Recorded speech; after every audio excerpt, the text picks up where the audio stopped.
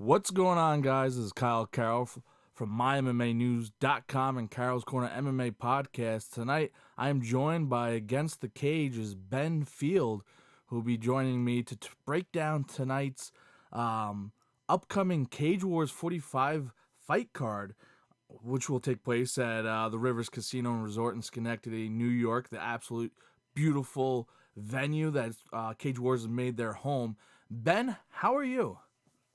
Phenomenal, man. It is fight week. I don't know how else to put it, man. The Electric City will be electric Friday. I'm feeling it in my bones already. I haven't slept a full night at all since last week. You know, just the excitement from the event. So I know I'm looking ready. I'm ready for this. I can't even speak. How's that one for you? I know I'm pretty pumped for it as well. I just commentated a show yesterday, driving up Thursday night, so I'm there for Friday. I'm stoked for this because this fight card is absolutely beautiful. We got 13 fights stacked on this card. The title fights are just insane. I think they're amazing matchups, and Tim has done a phenomenal job putting them together. But anyone who wants to join this conversation, feel free by calling in live. This is live, ladies and gentlemen. So if you want to join in and call that number top of the screen, 631-601-6590, to join me and Ben in the conversation. You'll have a chance to put your opinion in. Tell us what you think if you want to speak about a specific fight or the whole card in general. But we'll let you get in, give your opinion, and then we'll continue with our opinion because that's what rules everything. Right, Ben? I mean, I guess they've dubbed me the guru. Shout out to Bob Beauvais, the Beauvais MMA Roundhouse. Find them on Facebook, folks. Bobby, I love you. Hoping to see you on the 31st. He calls me the guru, so yeah, I guess so. The guru. And before we continue into the fight card, this fight card is sold out, so there are no more tickets. You can't get a seat in the house unless you absolutely know someone or you want to do a favor for someone to get a ticket. Wink, wink, right, Ben? There is no doing favors. There is no knowing anybody. I was gonna say, I've been telling people since November to get your tickets. I can't help you. There's nothing. I'm sorry at this point. Yeah, you're not going to be able to stuff another person in there with a crowbar. It's not happening. You just remember that tickets for the next one go on sale February 1st. Absolutely. February 1st for the next show. But this fight card, if you do want to watch it and you can't get there because you didn't buy a ticket, go online to fight.tv and then go to Cage Wars, get the pay-per-view fight card. You hear myself. $20. Yeah, that's not bad at all for this phenomenal fight card. And you can enjoy it in your house, watching some popcorn, eating pizza, chugging a bunch of beers. And then you could come down to the show if you live close enough. But Will Barry and myself will be commentating on Fight TV. Art does a great job with the production crew. You got Ryan and all those guys who do a phenomenal job filming and getting everything going. So I'm pumped for this fight card just because Tim has done a phenomenal job putting them together. But, Ben, let's just dive right into the fights coming up. First one, you got Angela Megalio versus Logan Weaver. Both guys, I believe they're both making their debut. What do you know about Weaver and what do you know about Megalio? I haven't had the time to sit down with Logan Weaver. I did get the honor of sitting down with Angela Meglio. Phenomenal woman, very game and prepared for this fight. Comes out of Massachusetts, trains with Atlas BJJ, and little known fact, she is actually the first women's mixed martial artist to compete out of Atlas BJJ, so she makes a little bit of history for her camp here. She's very, very prepared for this fight. I don't want to talk too much about some of the things we spoke about off the record. She didn't want to share anything with her camp, which I found interesting and a smart choice, really. But long story short, she is prepared for this fight, and from what I've been hearing, Logan Weaver is as well prepared, and this could very well turn up to be a stand-up war. Oh, well, this is I think the first of many female fights on the fight card. Tim's done a phenomenal job getting the female fight scene on the fight cards. And, like you said, still a lot to see from both of them. Neither one have fought before. They're both making debuts. So, interesting to see how they go at it. And you said Atlas fighter Megalo? Angela Meglio, yeah. Coming out of Atlas BJJ. So, now, for those of you that follow Cage Wars, you'll know that Atlas BJJ name. You'll recognize it. We had Mike Alessi fight, I believe it was 2 cards ago. We took out RJ Hayes in the first round. Very impressive. So that shows you that these guys are not just a Brazilian Jiu-Jitsu gym. They focus on more than just the Jiu-Jitsu aspect. Now, did she mention why she didn't want to talk about her fight camp at all? Because that is unusual. Most fighters will, mention a little bit here and there, talk about the people they're training with, the kind of routine they're in. There's nothing like that. She just didn't want to speak about it. I feel like it's like a you don't sell the store type of issue. She didn't want to let out too much information for that to fall on the wrong ears, essentially. Gotcha. And then we do have 2 fights that were taken off. We got Northern McCall and Daniel Johnson. Both that fight is done, as well as Gerald. Not Gerald, was it Jarrell? Jarrell White. Jarrell White, and then Garth Rusum. Both that fight is also done. So we're down to 13 fights for this fight card. Still a stacked card, regardless, man. Oh, absolutely. I'm just letting everyone know though those 2 fights are scratched and done and won't be taking place. And then we're gonna move on to the featherweight fight. You had Daryl Hillman versus Isaiah Diaz. They're both making their debut as well.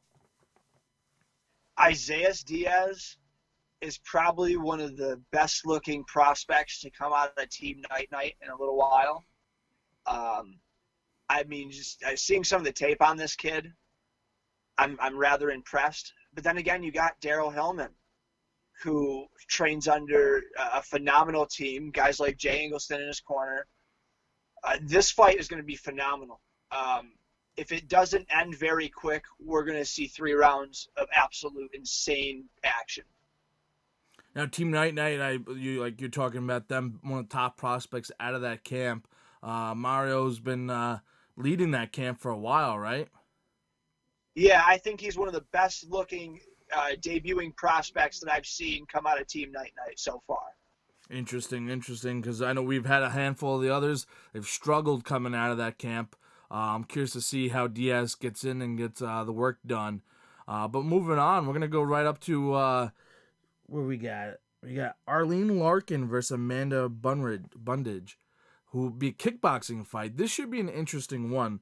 Arlene Larkin has a couple more fights on top of Amanda, but Amanda hasn't fought in a long time. See, this I'm not sure how I feel about this fight. You look at Arlene, and she is the definition of an athlete. And you look at Amanda, who you watch her past fights. Obviously, she can scrap. She's very well-rounded. She comes out of Team Jacau, so she's been kickboxing with Kenny Pompey. Mm-hmm. And as we've seen, he does phenomenal work with his fighters. I mean, this fight is going to be insane too. I don't want to say too much about it because I think that she will look like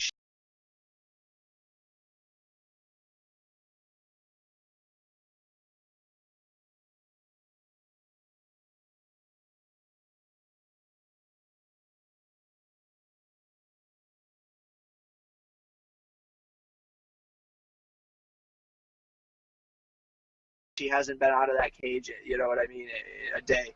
I think she'll look like she's been consistent this whole time. Yeah, I'm kind of curious because she wasn't a kickboxer. I think this is her first kickboxing fight. She was 1-3 in MMA. She's making that little transition into a kickboxing match, so it should be interesting. It's more of a warm up than a transition, though. Not to interrupt. I'm sorry. No, I think you're right though. I think it is kind of a more of a transition before she gets back into full MMA, where you're doing the grappling and the striking and putting it all together. It gives her an opportunity to get in there and strike. And her last fight was in 2016 at KTFO here on Long Island. That's a long time ago in the fight world. I want to see how Amanda Brundage starts the fight. Because for me, that's going to be the difference maker. You got to figure she's been out for a little while. Kind of strike first. Finish last in the exchanges. I think she can make this her fight. Yeah, Amanda's a tall girl too, so I don't know how tall Arlene Larkin is, so Amanda may have that height advantage that will benefit her with the reach and the kicks and the long legs. So we'll see if that really has a benefit for her and then gives her the advantage while she starts. And like you said, how will she start the first round?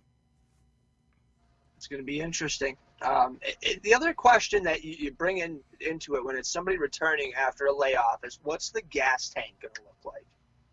Yeah, because although I know she, like you said, you think she's going to come in right away, look fresh, no ring rust. But like you mentioned, how is the cardio going to hold up? How are you going to be able to continue pushing forward for 3 rounds if it does go three rounds? Although it will be 2 minutes per round, but how are you going to be able to go 3 rounds after not fighting in a long time? That's the biggest question on everybody's mind. If you want my answer to the question, I think that Amanda's going to look like she never skipped a beat. I think, she's been active. She stayed in shape this whole time. It wasn't like she's just out there hanging out during this time off. She's been very, very busy, and not just as a parent, but as an athlete as well. You know what I mean? She stays in shape. So I don't think there's going to be any of the critics that are maybe saying she's not going to be able to show up that night per se will be silenced. She will look great in victory or defeat. Absolutely. Like you said, she's always involved. Her boyfriend, Chris, fighter, he's former champion at Cage Wars. Just fought the other night. I didn't get to see what the outcome was of that fight. But he lost first round submission. Okay. But she, like you see him, he's involved. She's always involved. So she definitely has her hand in mixed martial arts some way or another. Like you said, she's always active and moving around. So then we're going to move to the other fight. We got Kim versus Lizzie. This is an interesting one. Liz is making a debut, Corey Norman's girlfriend. And she is only been training. I got a chance to speak to her. Only been training really for about like a month leading up to this fight. Now she's been involved in mixed martial arts. She's an athlete. She's been training. She believes she'll have cardio for days that no one will be able to compete with her because she does like marathons and just does a ton of running. Does the what are those things where they're carrying a bunch of crap and running through mud and stuff? The mud runs, stuff like that. You know what I'm talking about, Ben? Yeah. She does a bunch of those. So she's another person. Got her daughter or her son, excuse me. Works hard, always pushing, but she's making her debut, and she believes her scrappiness, her heart will be enough, and her cardio will be enough to get the victory. I did not get the chance to speak with her or Kim in the build up to this fight. I'm interested to see how both their camps look, considering Corey Norman on one side, Chris Dissanel on the other side. As Kim's significant other, as far as my knowledge is. Fight week.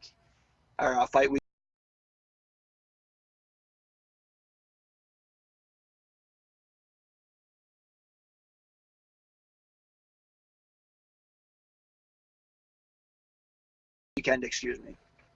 Yeah, so they're both coming from, they got, that background of martial arts, and they've been around it for a while. I'm just curious to see. I know Liz wants to prove that she doesn't look like a amateur, like a first timer. She wants to get in there and make a show. Her words saying how she wants to cage. So we shall see. Should be an interesting. I'm looking for that matchup. I think potential.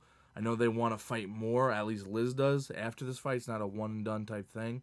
So maybe we'll get some more fights out of Liz at Cage Wars events. Now, I'm really interested. I believe it's the next fight on the card. Is that Olin and Carey is the next fight up, right? Yes, it is. That is going to be a really good fight. Damian Carey is a mean kid, and I mean, like, he's a nice guy. You know what I mean? But he looks like a baby. Fight ass. Oh man, don't let that fool you. Now tell us a little bit. Have you had an opportunity to speak to them, Ben? I've just, you know what I mean? I talked to a lot of people, different training partners, people that have watched him fight. And And the general consensus on this kid is that he's an absolute animal in a smaller package. On You July, he had a knockout in the first round, TKO, 119. That's his victory, his sole victory. But you got to figure he's got Devin Olin on the other side. Devin also has that knockout victory back in September, was it? I think you're right. Miller, I think. So, what are we going to see here? I mean, Devin Olin is, I believe, a blue belt in jiu-jitsu. He teaches jiu-jitsu at his school. He's a coach at his gym. So he is as high level as they come at this point in his career. Yeah, Devin's sole win, because they're both 1-0, was against Steve Miller at Cage Wars 43. The show I was not there for, so I didn't get to see him fight. It was a phenomenal performance. I think that Devin Olin definitely has all the pieces there to be a star. It just depends on whether or not what his goal is. If he wants to be that UFC champ someday, or does he just want to get the experience in so he can be that much better of a coach? But either way, I know that he could obtain his goals. He's got all the pieces, all the potential, all the talent. Yeah, these guys are flyweights, so you know they're going to be fast. The speed, the pace is going to be phenomenal in this fight. I'm looking forward to this. Like you said, both guys who are capable of finishing a fight. Both great technical strikers. And the speed, whenever you get these little guys, the flyweights, they always got the quick hands in and out. A lot of high volume striking. And it's one of those divisions that if you look at the UFC, a lot of people were wondering what was going to happen to the flyweight division. Were we going to see it at this time now here in the present, which it's still around, but this time last year, that was a big discussion, was whether or not it was sticking around. It's guys like Devin Olin that are going to keep this flyweight division around for years to come. Absolutely. One of my favorite things I have to say is about Tim. When he makes a fight card, he has, not only does he got all the title fights up there and the guys who you keep seeing over and over on the fight card. So say we see a guy on there, like we've seen Norman about 3 or 4 times now on Cage Wars, right? You get those guys who he makes that stable where he has these guys that will be on the show consistently. They get the titles, they're fighting, they become like the veterans on the Cage Wars cards. And then he finds all the young guys and has them at the bottom of the card making their way up and fighting and getting opportunities to fight in phenomenal fights. And then we're getting great matchups all the way to the top. Exactly. And one that comes to mind, I'll wait till we get to this fight. I'll let you keep moving up the card. I won't jump the gun here. No, it's fine. We got Gerald Wicks versus Chris Brown. Not Chris Brown. Amazing fight. Not Chris Brown the rapper.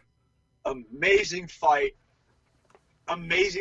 This is the people's main event, folks. I don't know, you know what I mean? Like, yeah, absolutely, because Chris is a character. I don't know Wicks. I haven't had an opportunity to speak to him and meet him. But we know Brown's what we know a character. About Chris Brown. Yeah. Great guy. Walks out to the Imperial March for his last fight. Fucking phenomenal. All right. You know what? Like, hats off, dude. Good for you. What was he? He dressed up in some sort of, I don't remember what it was. It was like a poncho or like a wolf poncho or something. Gets his nose destroyed. Yeah, that thing was busted. Through, knocks out RJ. Gets knockout of the night. You know what I mean? Like, he's just he's a character. He's a real hoot. That's how we'll put that one. And then you got Gerald Wicks, who is equally as talented. Comes out of Team Jacau in Scotia. I believe he's a blue belt. Gerald's going to slap the crap out of me if I get this wrong. A blue belt under Nels and Allen, and he does his kickboxing work with Kenny Pompey, which those guys are a phenomenal team. I mean, Team Jacau has bred champions before. Busky, Lasheen come to mind, just 2 right off the top of my head. So, we could very well see this here out of Gerald Wicks as well. I'm excited to see how he starts this fight. A lot of people kind of look at the super heavyweights and doubt them because of their size. Let me say this. Gerald Wicks defies physics. There is no way that a guy at his size should be able to move the way he does. All right, I'm 165 pounds. I can't even fucking move like that. All right, this kid is like absolutely phenomenal in some of the things that he can do. You know what? Like you said, a lot of people always doubt the heavyweights when they see them coming in. You hear the comments in the crowd, which are absurd. I don't know why anyone ever makes any, because you got to have the utmost respect for anyone walking inside the cage. But every time at the Cage Wars fights, you get the big heavyweights in, there's always a phenomenal show by them. Doesn't matter who it is, but the big guys get in there and they put on a performance, and it's always great. They get the work and they fight hard, and it's entertaining. And like the last one, R.J. Hayes versus Chris Brown. Chris Brown, there was some good slugfest, and then Chris Brown gets his nose busted, realizes that he got hit pretty good, and then turns it on and knocks out R.J. Hayes. And wipes the blood across his chest after. Like, what an animal! What an animal! I love that. I love when you see people do like ridiculous things like that. Like you said, takes the blood and wipes it across his chest, and then he's wearing this poncho with wolf like fur hanging off of it. And then he walks around. I'm like, let me get a photo of your schnoz, man. That thing is busted right now. Dude. And I'm like, are you gonna get a set? And someone's like, no, it'll be fine. I'm like, did you see this thing? This thing is a 90-degree angle. Yeah, it was. One of those type of deals. Oh, man. I was talking to him after he got back from the hospital, and he was like, it's weird. I can feel the curve in my nose. Yeah, that'll happen when you eat an overhand. You know what I mean? But he walked through it, and that was, probably one of R.J. Hayes' best shots that he could have thrown. If the fight went a whole 9 minutes, that could have potentially been the best shot R.J. threw the whole fight. Yeah. And he ate it and walked forward. So that tells me that this guy's durability is absolutely through the roof. Absolutely. I know I don't. Oh, there it is. They're both. Wicks hasn't fought before, or unless he has. I've booked like 6 times, and here's the issue: people see that, and like one guy will take the fight. For example, we had one guy take the fight with Gerald. I say we as in Cage Wars. I shouldn't say that. Cage Wars had one guy take the fight with Gerald. And he pulled out, ironically takes a fight with another promotion a month later. And he went through like 2 or 3 opponents for that card. He had one come on and talk a bunch of smack. His coach came on, and they were very disrespectful to Gerald and his team. Then that guy pulled out. Then he was supposed to fight Chris on the last card. There was some issues, some health issues there. He's the most interviewed fighter in my entire podcasting, whatever you want to, if you want to call it a career. He's the most interviewed fighter that I've had that has yet to fight. So, and it's a shame when you get a guy who keeps showing up and everyone else keeps pulling out, and it's got to be wearing on him.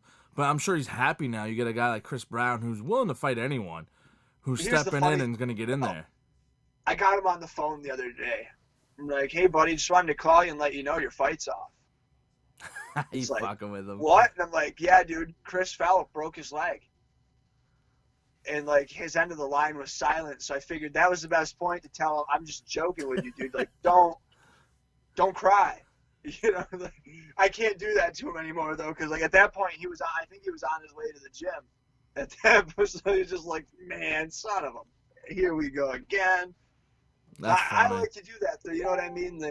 I'll tell you some funny stories messing with some of these fighters when we get off the air. Sounds good to me. But hey, let's move on to the next fight.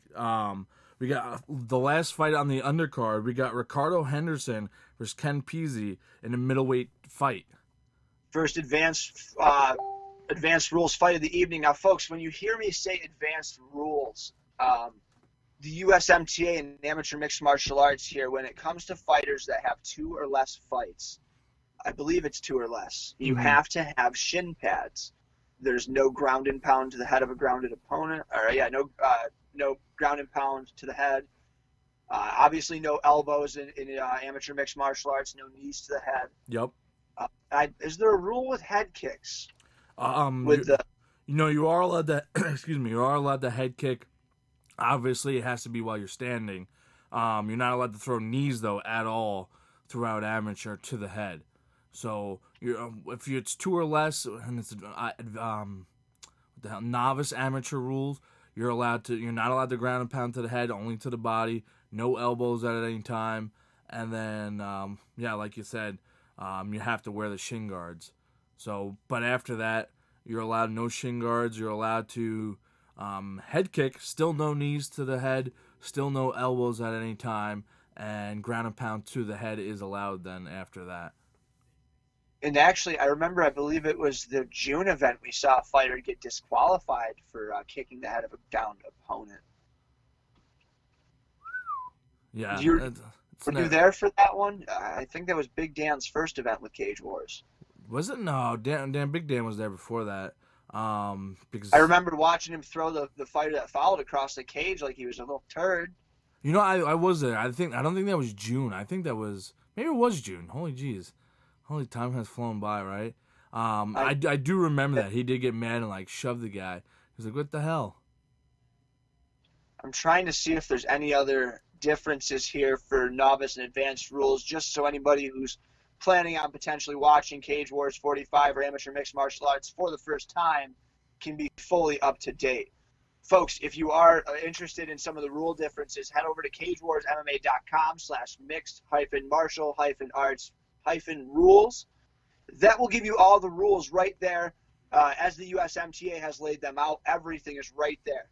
So if you have any questions, consult that link I just provided you with, and you can get them answered. Yeah, I'm sorry.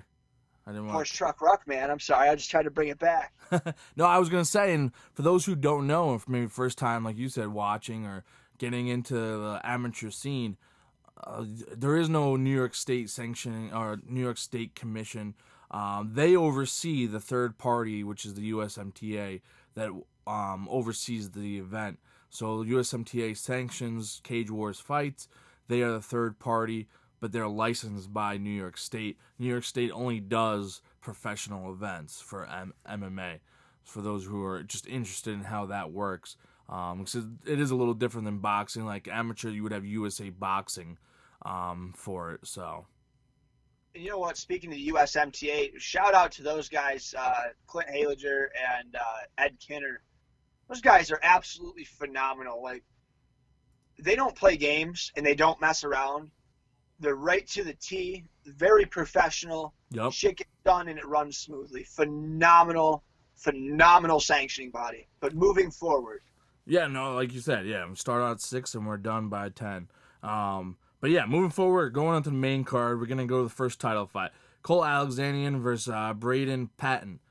I don't know anything about Braden Patton. I see he's Canadian. He's 1-2 in his career. This is a 155 title fight. That's lightweight. And then you have Cole Alexanian. All I know is Braden is, he's on a 2-fight skid. And then you got Cole Alexanian, who's 1-2 in his last 3 fights. So I think this is an important fight for both fighters. You want to get to that win column. You need to move forward. Obviously, it's a title fight. The title's a bonus and a plus. But as your amateur career, I think you want to get out of those slumps of losing and put together either a victory. And for Alex, just add on, even up that record. Both of them would be even up the record.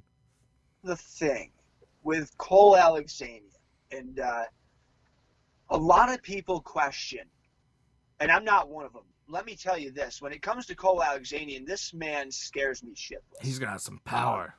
Like his last fight when he fought Hosko, he's up on the stage for the weigh-ins, and he looks out in the crowd, and I look up at him, and he's standing there. This man scares me to death.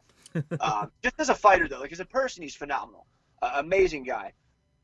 It's just him as an athlete that scares me. People call into question, though. Can Cole get the job done in a big fight? And to me, that's a ridiculous question. You look at the David Hawker fight. He has Hawker's back, and Hawker transitions down, gets the Kimura, and taps him out. You look at Stefano Hosko, he gets that Darce choke. Cole was lighting Hosko up that entire fight. There was a couple of points where maybe, that fight could have been over. I don't know how Hosko was able to survive to finish that fight. I feel that with one more unanswered shot in a couple of those sequences, that we could have been looking at Cole Alexanian title defense in this situation instead of, you know. So I don't know. I don't see what people are talking about here. They talk about, can he win the big fight? You know, he's 0-2 in these title scenarios. I don't think it's anything to do with the pressure. You know, and he ran into the other loss in this 1 and 2 in the last 3 fights was David Hawker.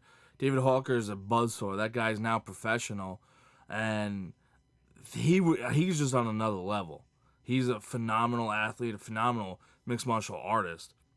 And Hosko's great with his jiu-jitsu, you know what I mean? So you can't, like, people see these fights, and that's one of the worst parts for me with this, you know, watching the fan bases look at this. They take a fighter based on, like, you look at what some of these people are saying about Cowboy.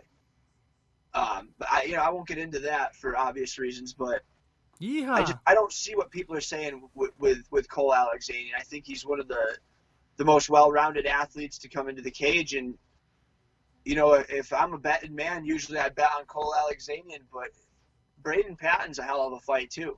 Yeah, Patton's coming down from Canada, and you know, I don't think that'll be a disadvantage for him at all. But he'll be the away fighter. Cole will have the home field advantage, if you want to put it that way. I really do, not to pick sides either way, because I'm supposed to be bipartisan, but I really think this is a solid fight for Cole Alexanian, and I really think he's going to put it together and walk away with the victory and the title in this fight. That's you know, the general consensus here, from what I'm understanding. You know, the people that look at this from an objective standpoint and don't criticize those other title efforts. You know, they look at this. Actually, I want to see if I can tell you as of right now what the Tapology standings have it as. Tapology has Cole 80-20 for Cole. Yeah. So yep.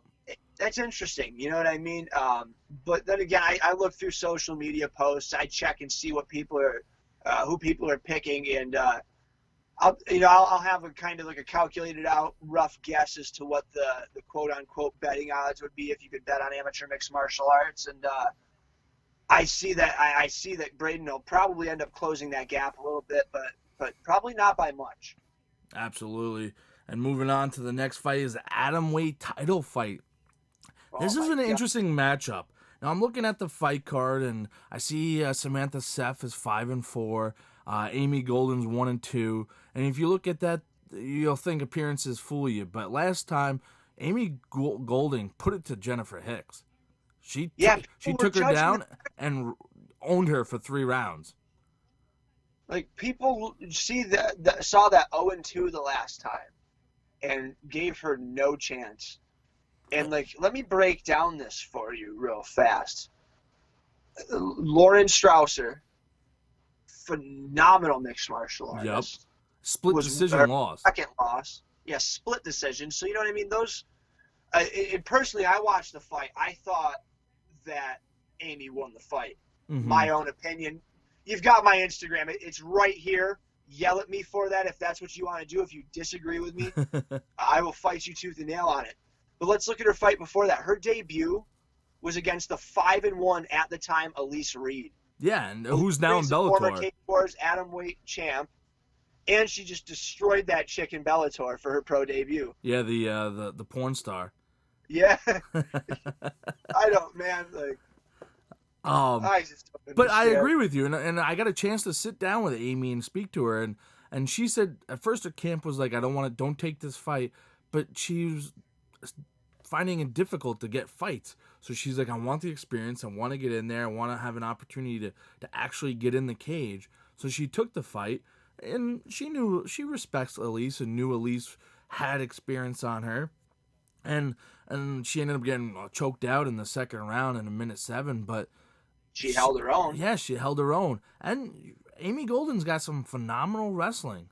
So yeah, she comes back from a very strong wrestling background, and she competed recently, bringing home the title / sword that they won. So she's got a very strong grappling background that most women don't have at this level. So it's interesting to see how this is going to play out.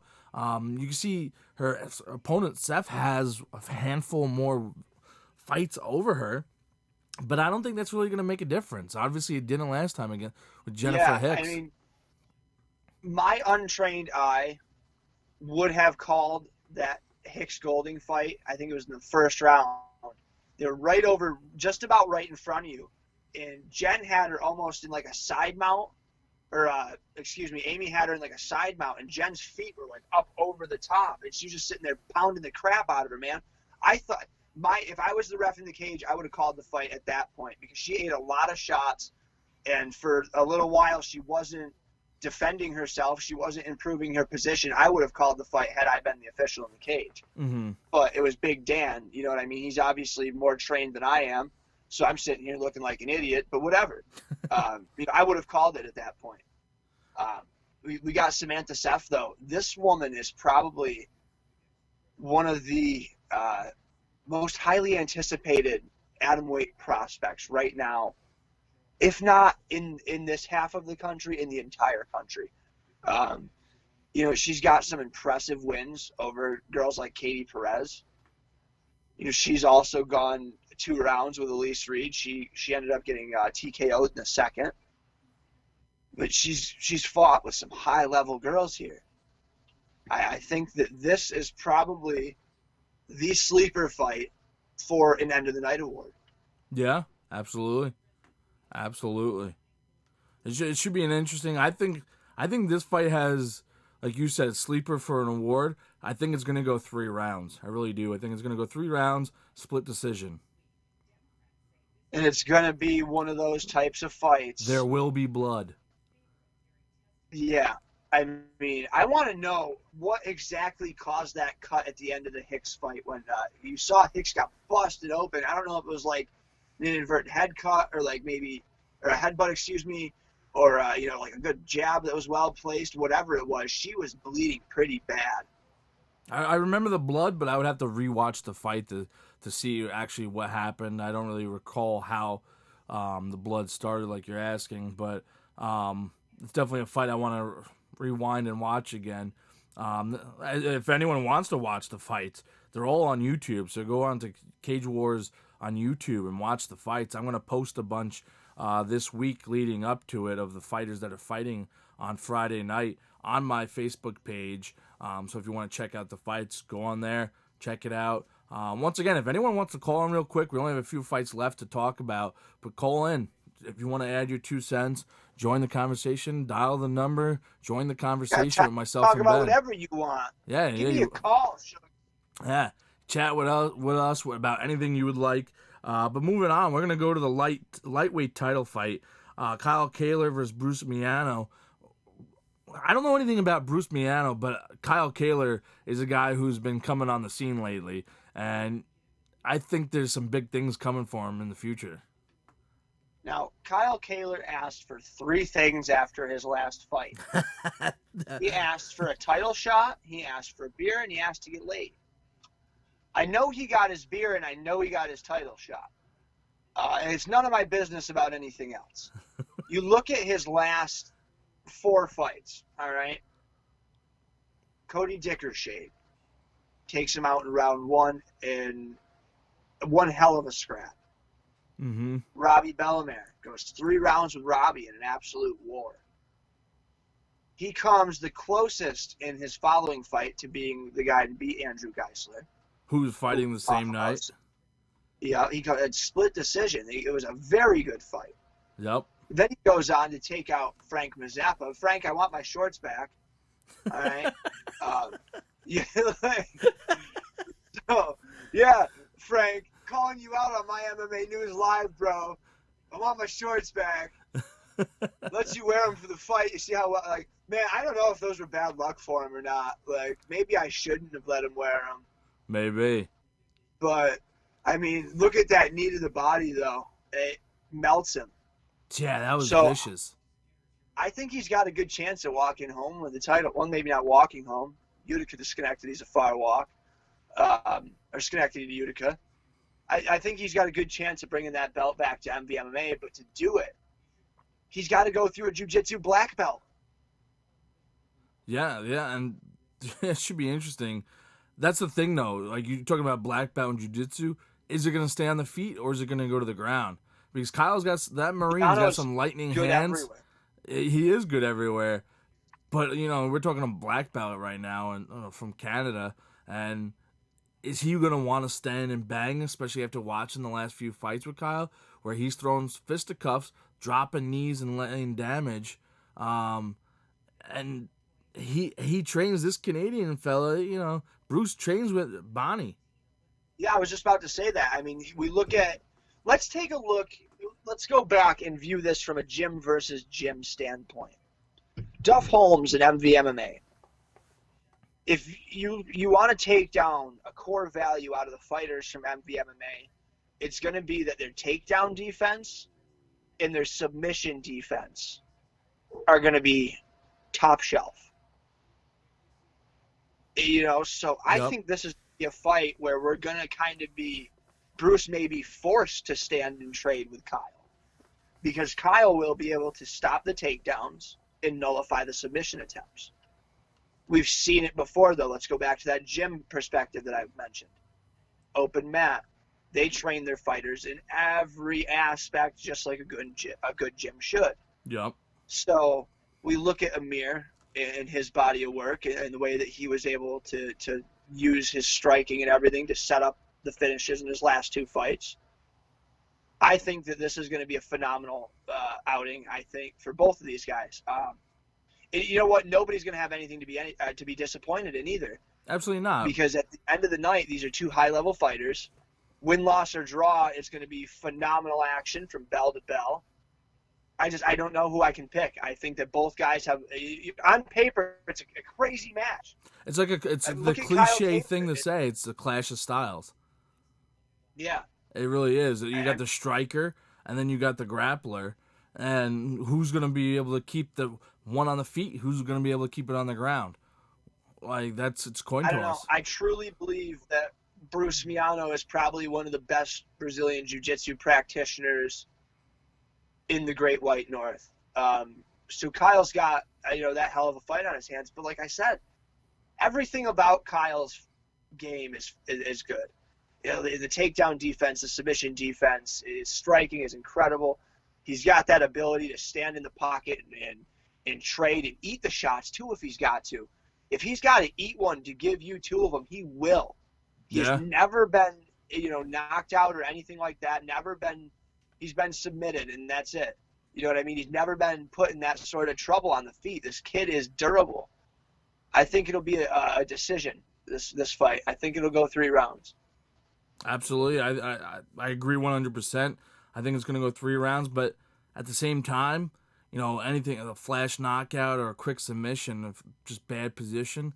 I'm excited for this fight. It should be an exciting one. You got Kyle. Maybe he'll have his cats come in there and help him fight Bruce. Well, you never know. He loves his like 3 or 4 or 5 cats, however many he has. But he's a character.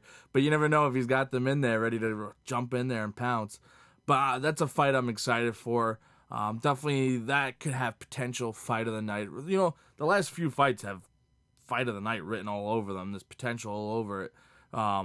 So I'm excited about that one. But moving on, the next fight, you got Corey Norman versus James Carroll. No relation to myself, even though I keep getting asked by this. These two guys, I'd be honest, I think James's record right now should be 3-0. I don't think that was a loss. I think that was a bad decision. You know what? And I don't say that often, but I think that was a bad decision by the judges in that one. Like I said, I don't say that often. I think USMTA does a phenomenal job. I just disagreed with it on a personal level.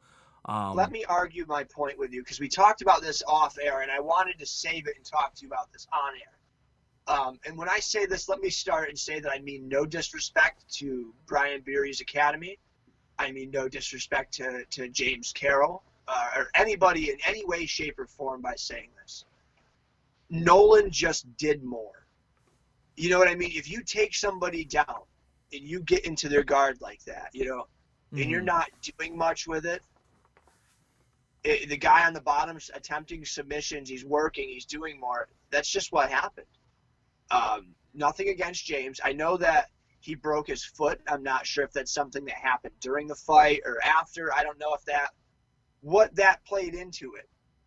But Nolan was just doing more, even though James was securing the takedowns. I mean, we saw a submission attempt, I believe, in each round from Nolan. Yeah, but that's the way the scoring goes. That's not how it works.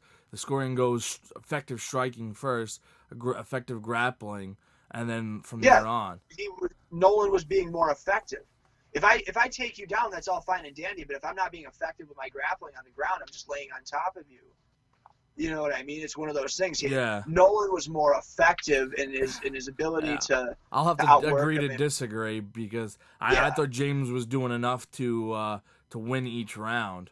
I think I would love to see that fight rewound and come back after this, depending on whoever wins this fight. Nolan has aspirations to go pro very soon, though. Does he? So I don't know what's going to happen there. Shout out to Nolan Brandt. I love you, brother. I hope to see you back at one of these events soon. Absolutely, and then you got Corey Norman, who's going to be a smaller fighter compared to James Carroll. They call him Thor for smaller compared to James. They call him Thor for a reason. The guy's a monster. Would you say 6'4"? Something like that. Let me see if they've got it on his Tapology. Nope. Yeah, he's a tall guy, a big guy, and he's definitely going to have the reach over Corey Norman. But Norman's a guy who, last time he fought, he took down an Olympic wrestler. Very easily, too. So I don't know how that fight would have went. We can all speculate as if he would have, been able to put the rest of the pieces together to pull off a victory, or if we would be talking about Hamdi Abdel Wahab right now. This fight is interesting, though, in that aspect. We've got James Carroll, who had his first 3 fights at middleweight. It was a freaking huge middleweight.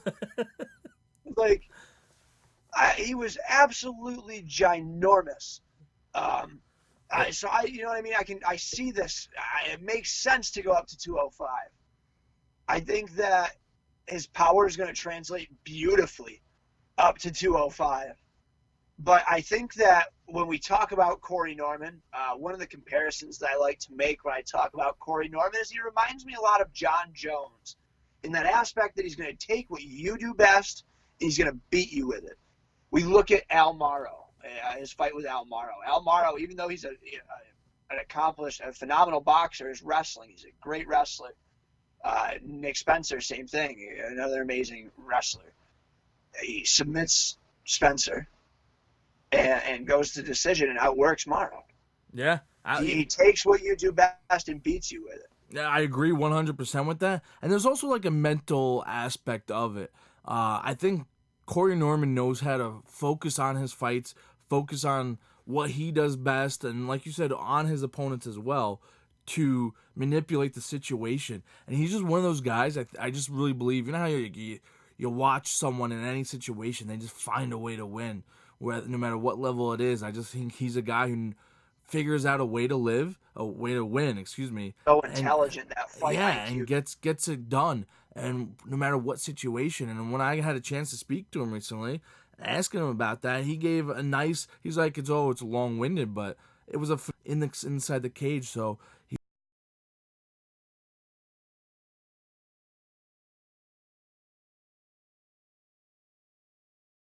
he's another guy who's a phenomenal fighter. He's at 4-0 entering this contest, ranked number 6 on Tapology against James Carroll, who's number 50 at middleweight. So this is an interesting fight.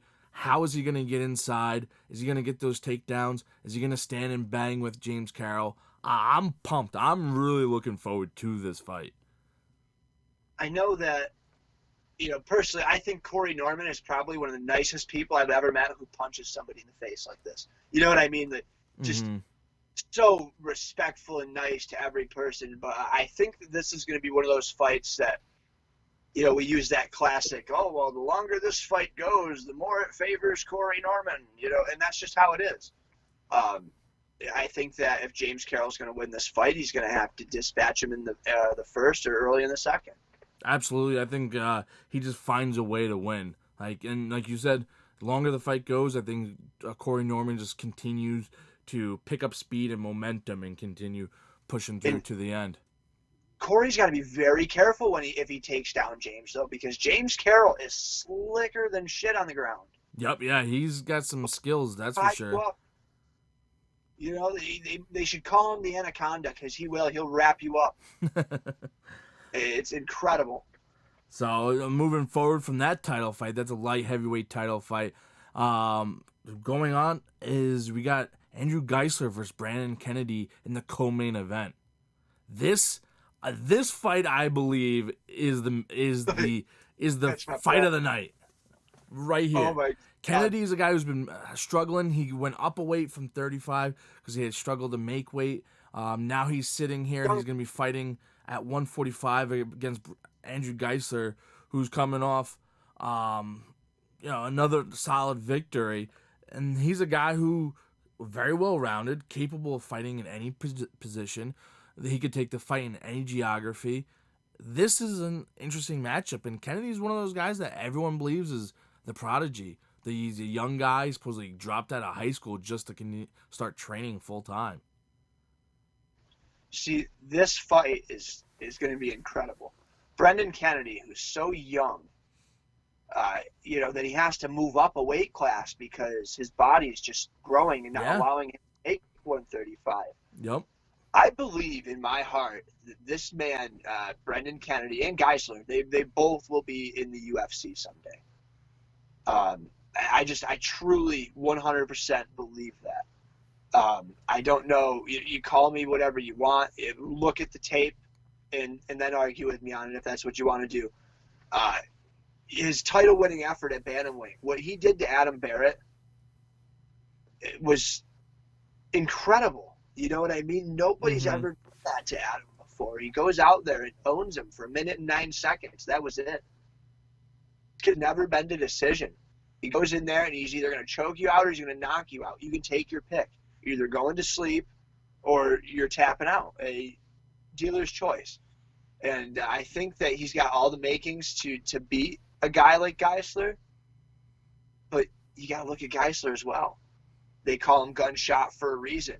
He absolutely destroys people. 8-second knockout in the second round over Sebast.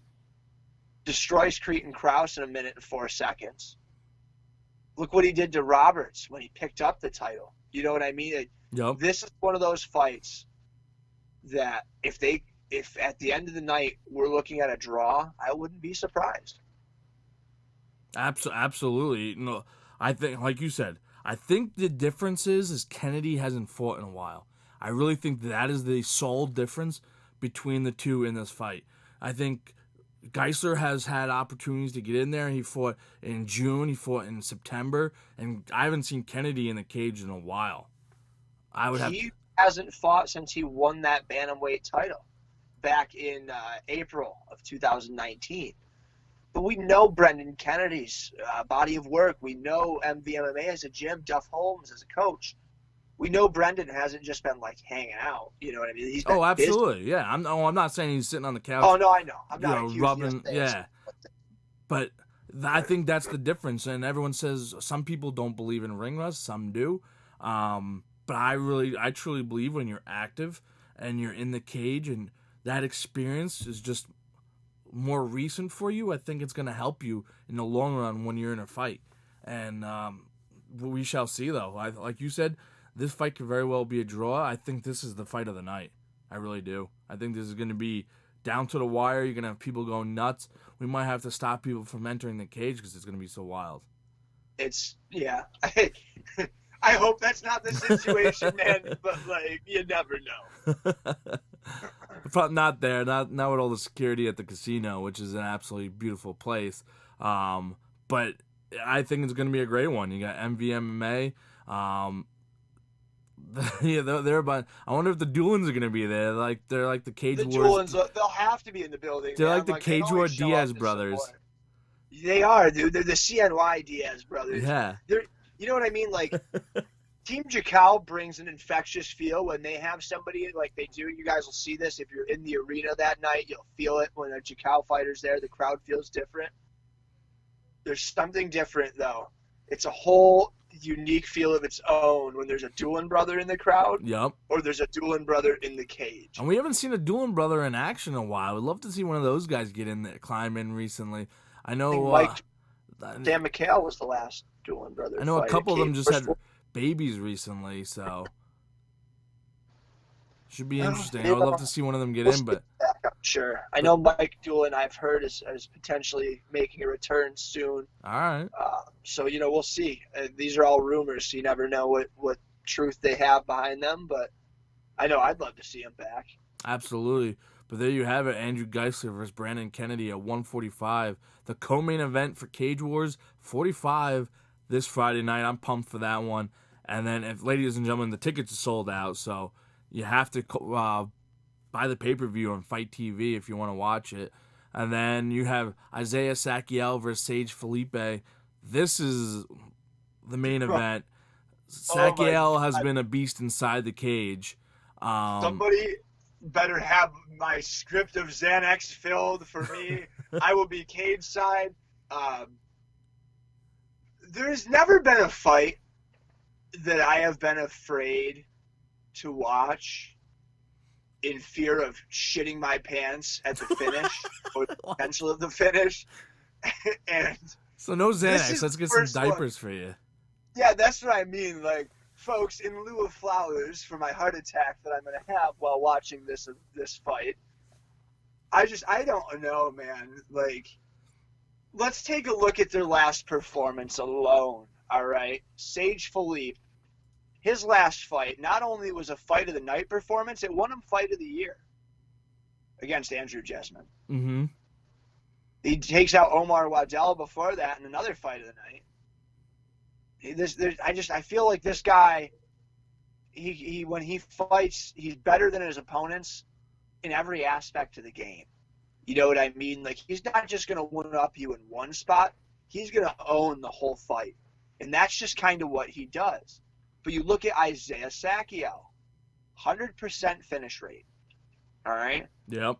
The only time he lost was his first fight. Very, very split decision. Very controversial decision. That's another one of those fights. I said it earlier. I'll say it again. I believe Sakiel won that fight. I'm not saying that to, pump up the fight or to promote or, you know what I mean? Like, I'm saying that because I genuinely believe Isaiah Sakiel won that fight. He goes on from there and, he says, you know what? I'm never letting that happen again. I will never, ever need those judges in one of my fights again. And he meant it. And he's just been murking people since. Yeah. His fight after that, TKO round 1, 155. The next one, round 2, TKO, 125. Next one, Jake Davis, who's a phenomenal fighter himself. And a lot of people thought Jake Davis was the man to dethrone Sakiel, but Sakiel finished him in round 3 at 119. And it was brutal, too. Sakiel's a champ there, too, and he not missed weight. Yep. And I asked Sage, I said, why 185 for this fight? And he said, because I know we've seen issues with Sakiel making 170. So he said, I want this at 85, so I know it's going to happen. Interesting. Let's look at Sakiel's last performance there. You were cage side, the best seat in the house, to watch what ended up being that knockout of the night and knockout of the year as well. Isaiah Sakiel with a second left in the first round, man. Absolutely. I don't know how to put it. I say he killed a man. Dude, there's no other way around it. That man had no pulse. He was dead. It was that was something different when he landed that and just finished him like that with that little time left in the first round. That was so brutal. Like, that is definitely one of the top 3 knockouts I've ever seen in my entire career of covering MMA. It was just absolutely vicious. Absolutely vicious. That's what pisses me off the most about this whole first fight, with Sakiel. His whole first fight, that he should have won that fight. And, I don't know if one of the judges that was scoring that, got up and went to the bathroom in the middle of the fight or was on ketamine. Well, it was that PA cage fight, so it's possible. I don't know what they were doing, what they were on. You know what I mean? Prayers for those judges, though, folks, because apparently they don't know what they're doing. If that was a USMTA event, though, they would have gotten the decision right. Oh, absolutely, 100%. I agree with that. But like you said, at Cage Wars 41, that knockout, that's still like burned into my mind how vicious that was. And PSD style knockout, man. Yeah. Like you wake up in the middle of the night screaming, watching Sacquiao for that swing kick. Yeah, it was a good one, that's for sure. And that's why this is like Tim's put together some phenomenal matchups. Like like you said, Sacquiao lost that one fight, which I don't think he probably should have lost either. It was down to a split decision. But then you have Sage Felipe is 4-0, and both these athletes are guys who, like you said, were capable of fighting anywhere in any position. I have no idea how this is going to finish, this fight. This fight, I think, because there's so much power, I think there's going to be a finish in the second round because there's so much power. Have you seen Sage, the build-up, by the way? Have you seen pictures of Sage Philippe in the No, I haven't. This camp or recent? The guy is absolutely massive. Is he? He is now a unit of measurement. Like my house, 1,300 square Sage. You know what I mean? Like they turned him into a unit of measurement. This guy is friggin' ginormous. That's interesting. He is huge. Now, there's been this thing, and I believe Bob Beauvais, I shouted him out earlier, and it's kind of the one that started this. They're saying whoever wins this fight is the King of the Northeast. King of the Northeast, huh? Now, I'm wondering if we can get Mike Falvo to read the decision off in some sort of, like, royal voice. You know what I mean? Like, a royal voice. You know, they get them all in there. Yo, winner at the end of the first round. You know, like, can we do something like that, Mike? Please? Knockout in the first round. We have your winner. Like, I want to see that happen. Can we make it happen? I'll pay money. I don't give a shit. You know what's crazy? I'm like looking at the rankings right now to see how it lands because you got Felipe, and this is according to Tapology, ladies and gentlemen. You got Felipe at 10 and Sacquiao at 8. Then you have Jake Davis at 7, and then you have Rooney at 6, Prisma at 5, Muhammad at 4, Juicy at 3, Craig Willingham at 2, and then Ryan stumbling over my own words right now, my tongue. We'll give you another shot, and then we're cutting it. Gierna. It's getting late, right? Getting a little cotton mouth. Gierna is at number 1. So there are some pretty talented fights ahead of them. I would love to see Tim match up a couple of them. Now, I know Ryan is a promotion guy for downstate here on Long Island. So the likelihood of that happening is not very high. But, hey, you never know. There's definitely some other guys I'm sure Tim could pull in. I don't know how he's behind Rooney or Prisma, guys who, have losses in the last year. And Davis, nothing against Jake Davis, great guy, but he's lost to Sacquiao. See, I really am interested to see what happens next. Let's say Sage Philippe wins this fight. I think he goes pro. I think either one of these guys with a win should go pro. You know what I mean? That's it. New York State requires 5 wins on an amateur record, I believe it is, for you to go pro. You think they should go pro? Just, hop off. With a win, go pro. That would be my advice. If you want to keep it for one, stay amateur for one more, I think the next fight that you look for with one of these guys, either you wait till after February and try to book one of these guys for the April card against Muhammad. Yeah, or you get Juicy Muhammad is scheduled for the 8th, so that'd be a perfect timing. He's scheduled to fight on 8th at Triton Fights, so that wouldn't be a bad one to kind of like set up in the future. And I'll tell you right now, if Sacquiao wins this fight, there's only one fight that I think I want to see him in, and that's Craig Willingham. That's the only name that comes to mind when it comes to who do I want to see Pacquiao fight next. They'd have to do it at welterweight because the Can Man's a welterweight. But this guy's absolutely incredible. I love that name. All finishes. I think this is his last 2 performances were on Cowboy Fight Series. All right, like this guy is absolutely incredible. Like that's one of the highest level shows for regional MMA that you can be on like this. You know what I mean? Yep. So I think he's definitely worth that type of promotion. But I'd like to see him take on Pacquiao next if Pacquiao is going to stay amateur. Yeah, I think that would be a good fight for winner of this fight. If that's possible, if that would be possible, I think that would be a great fight. I agree, 100%. See the Can Man go to work. He's absolutely like I think we're looking at a star in Craig Willingham. You guys can stay tuned. I know right now he doesn't have anything booked. He just fought at the end of December, so you guys can go back. Dude, he fought. What was it? He fought 5 times in 2019. Yeah, that's impressive. I mean. Yeah, so I mean, there's a lot of potential with this kid. So I think that's the fight I'd like to see next. I know Sage doesn't really want to. He hasn't really expressed interest in staying at 185. No, like you said, he went up to make this fight happen. So, he sounds like he's a natural 170-pounder welterweight. So I agree. Why would you stay at this weight if you don't really belong there? Well, he's got the USMTA middleweight title. So I mean, if he gets through this, he's got a title to defend. Yeah. So, or potentially 2 at this point. If it gets the Cage Wars middleweight title, I think that one's on the line as well.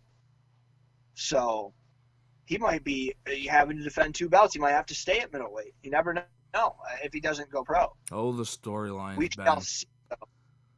Yeah, dude. It's the thing, like you can talk about this type of stuff forever. Like, where can they go next? What's the business side of all of this? Ben, I think I have a project for us. We'll have to talk more about it offline, but I have a project for us. I know you've kind of mentioned something about it, but I think it would be a good one for Thursday night, right before the fights. Something we could release on the day of the fights, right? Like just as the fights is starting. You know my number. Hit me up. Definitely. Well, ladies and gentlemen, Ben, I thank you for your time as always. Pleasure chatting with you. Definitely the guru of Upstate and Cage Wars. You love those guys up there. They love you. We've done a handful of shows together. It's always a great chatting with you. I'm pumped for this fight card. I know you are. You're crapping your pants and jizzing loads everywhere. So. Oh my God! Like I said, somebody have my Xanax ready for me. We're gonna need it. This card. I mean, I don't know, man. I don't think there's gonna be the judges might as well take the night off. There's gonna be more finishes than you'll be able to count here. Incredible card, top to bottom. I don't know what else to say about it other than that, folks. Fight TV app, January 31st. Yep. $20. If you're gonna waste that $20 on some shitty gas station pizza anyway. Like, can you deal without the stomach pains and the high cholesterol and the constipation from all that cheese to watch a banging night of fights? I think you can. And, it's worth it. Friday night, like, yeah, exactly. What are most of you going to be doing Friday night? And, the fights start at 6. They'll be done by 10, so you can still go out, rage at the bars. Don't tell me that they're going to go out to the bar. Let's be honest, yeah, all right? Absolutely. Everybody's going to talk and be like, I can't watch the fights Friday. I'm going out. I got friends. No, you don't. No, you don't. Like, stop it. And if you're even if you're not getting tickets and you're in the area, come to the after party. Hang out with the fighters. Hang out down at the casino floor. Get to know everyone. Be honest, that is one of the coolest things I think Cage Wars has going for them, is the fact that after the fights, you have all the fighters down on the casino floor, at the bar, at the casino floor playing and doing their thing, at the restaurants eating, and you get an opportunity to sit and chat with them all and talk to them, and everyone is just real. Everyone just wants to chat, talk, and be them. And you don't get, it's great. And you do not get that at any other promotion. You really don't. Like, they have after parties, but it's not, you just go up to your room, change, and come back down. And everyone's there, and you can just hang out. It doesn't happen anywhere else. It's one of the greatest things Cage Wars has going for them. Me at the after party is like a pinball, dude. Like, there's one bar on this side, one on the other, and I'm just ding, ding, ding, ding, ding, ding, back and forth, dude. Well, I figured it out when I'm drunk, and I forget it every other time, all right? So, like, I like to save money, and you already know why. It's just part of who I am. I'm not spending, like, I'm going to walk across the casino for a drink that's $1 cheaper, and screw you if you're going to judge me. No, hey. 13 drinks later, that's $13. You got to do what you got to do, right? That's what I mean. So, like, one drink or one bar has them for cheaper than the other one. So I'll go from one, then back to the other. And then somebody will hit me up and want to hang out. So I just bounce, dude. It's insane. So if you guys can catch me, definitely hit, I love meeting everybody. If you're watching this, you want to say hello, you see me there, definitely. I'm very approachable, very ugly, but very approachable. The camera kind of does some favors for me, so, if you see I'm a little uglier in person, if you look, Jesse Crozier noticed that. He saw I was a lot uglier in person. It scared him shitless, but talk to me, folks. I love meeting everybody. Absolutely. Before I forget, there's one thing I want to say because I'm here on the My MMA News platform. And this is something that I take very seriously. And I feel that this should be kind of like the norm. And this goes for all fighters, all coaches, anybody within combat sports. As a fighter, you guys put your health and your safety and ultimately your life on the line. And at the end of the day, it's for our entertainment. And that does not get the appreciation from us as fans that it deserves.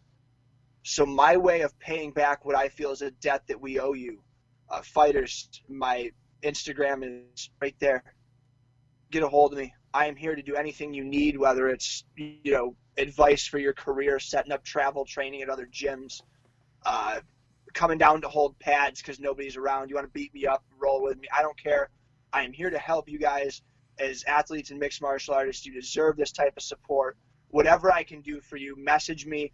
And if I can't take care of you, I will find somebody that can. And that is something that I mean wholeheartedly. Absolutely, man. I think 100%. And, I think this is, like, I know it's like a hobby. It's fun to get on here and chat about this. But I think this is like another way of our appreciation to just show and come on and spend an hour of our Monday night to talk about these fighters, to, try and give them as much recognition as they deserve. It's not nearly enough, but I think it's a great opportunity for us to get their name out there, chat about them, and hopefully someone else sees them and picks them up and wants to talk a little further about their career and bring them as far as they can, because there's so much more to being an MMA fighter than just fighting. Exactly. You want to brand yourself. You want to make money from investments with your money you make in your earnings throughout your professional career. There's branding. You want to sell T-shirts. You want to sell paraphernalia. There's a ton of stuff you want to do as you grow as a fighter. And I think the best time to start is now as an amateur. Don't wait till you're 5 fights in as a pro and you're still trying to catch up. Get started now to brand yourself and do the best you can. And when you get on an interview, be loud, be explosive, be willing to talk and talk about anything. Unfortunately, there's so many fighters that I know they're new to it and they may not look like they think they're going to go as far as they may believe, but you never know. You say one thing and it could change your whole career. I know I've done an interview with a female and I quoted them saying something and thing went viral all over every news network, including ESPN and every MMA website possible. So you never know what you'll say that will become viral. That's the thing. Like, I don't care who your favorite fighter is. Yep.